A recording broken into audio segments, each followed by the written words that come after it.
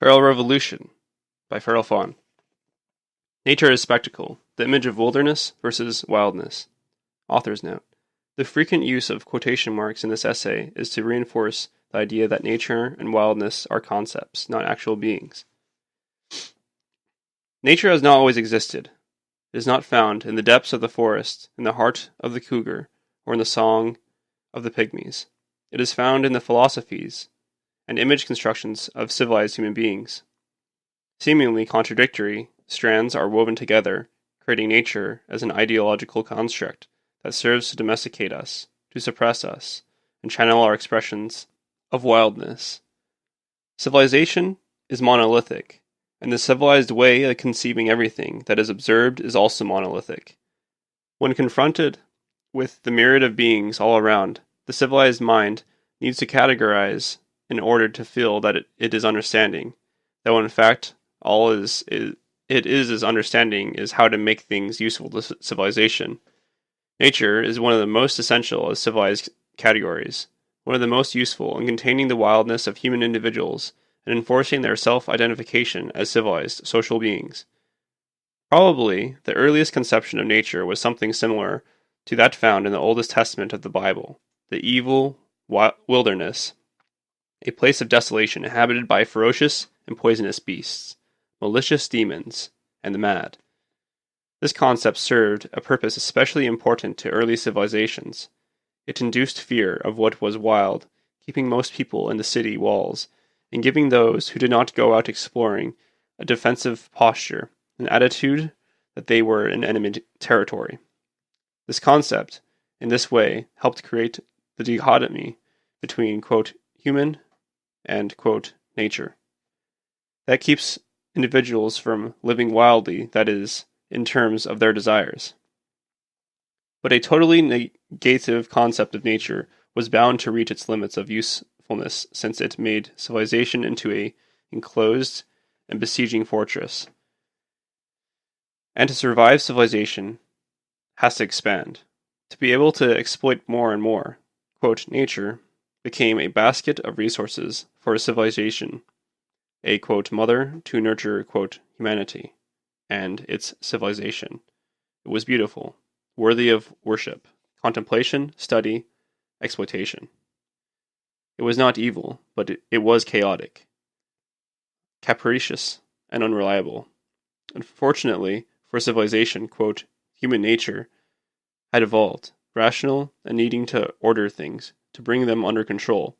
Wild places were necessary so that people could study and contemplate, quote, nature in its untouched state, but precisely so that civilized human beings could come to understand and control, quote, natural processes in order to use them to expand civilization. So the, quote, evil wilderness is overshadowed by a, quote, nature, or, quote, wild wilderness that has positive value for civilization. The concept of nature creates systems of social value and morality. Because of the apparently contradictory strands that have gone into the development of, quote, nature, these systems also may appear contradictory, but they all achieve the same end, our domestication. Those who tell us to, quote, act civilized, and those who tell us to, quote, act natural, are really telling us the same thing.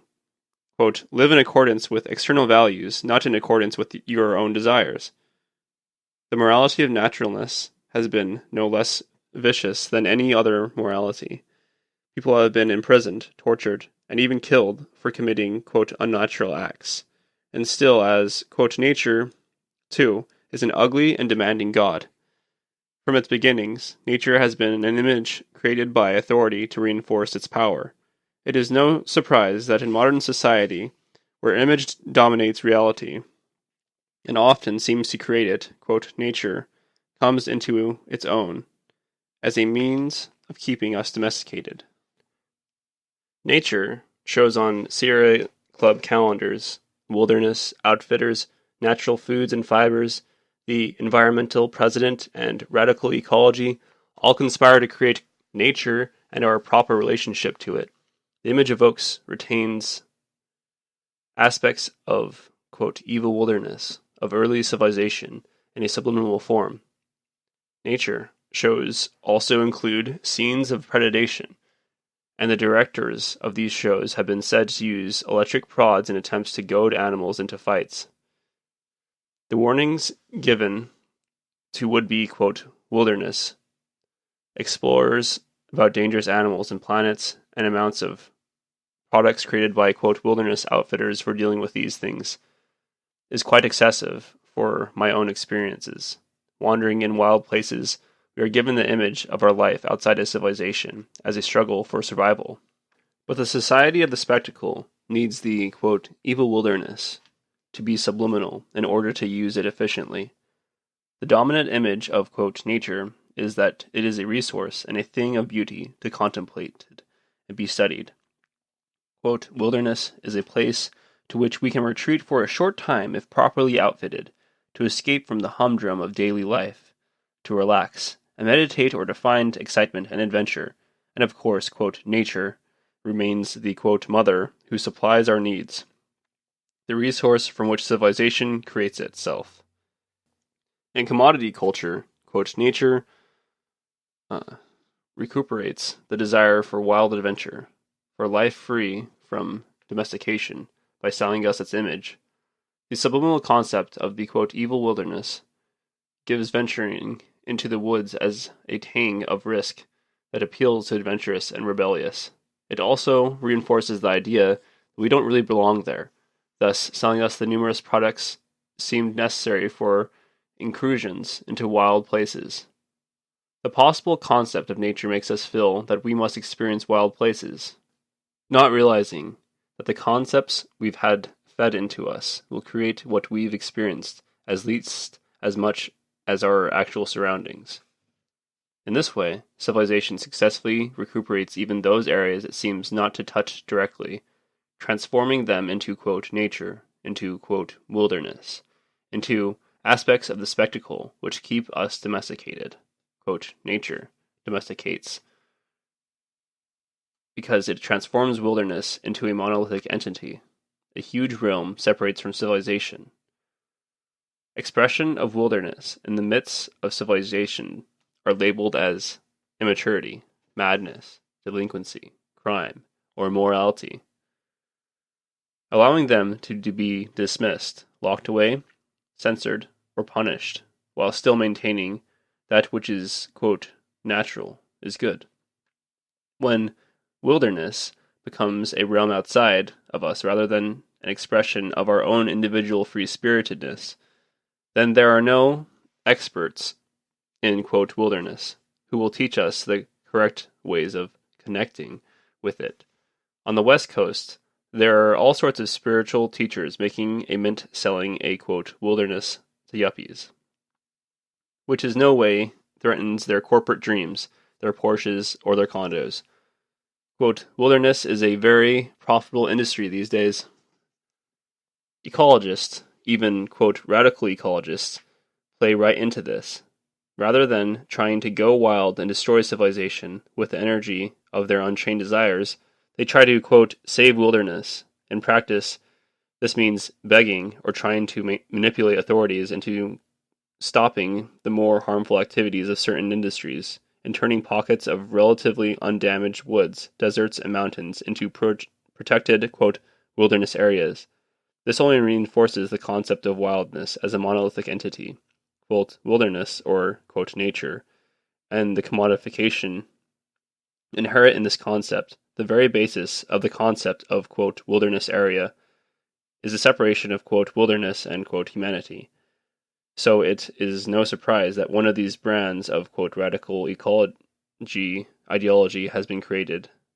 The conflict between biocentrism and anthropocentrism, as though we should be anything other than egocentric.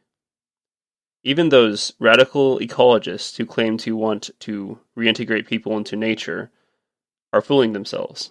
Their vision of, as one of them puts it, a wild symbiotic whole is just monolithic concept, created by civilized, worded in a quasi-mystical way. Quote, wildness continues to be a monolithic entity. For these ecological mystics, a beginning greater than us, a God to whom we must submit. But submission is domestication. Submission is what keeps civilization going. The name of the ideology which enforces submission matters little. Let it be, quote, nature. Let it be the, quote, wild symbiotic whole. The result will still be the continuation of domestication. When wilderness is seen as having nothing to do with any monolithic concept, including, quote, nature or, quote, wilderness, when it is seen as the potential free-spiritedness in individuals that can manifest at any moment, only then does it become a threat to civilization. Any of us could spend years in the, quote, the wilderness, but if we continue to see what surrounded us through the lens of civilization, if we continue to see myriads of beings monolithically as, quote, nature, as, quote, wilderness, as the, quote, wild symbiotic whole, we'd still be civilized.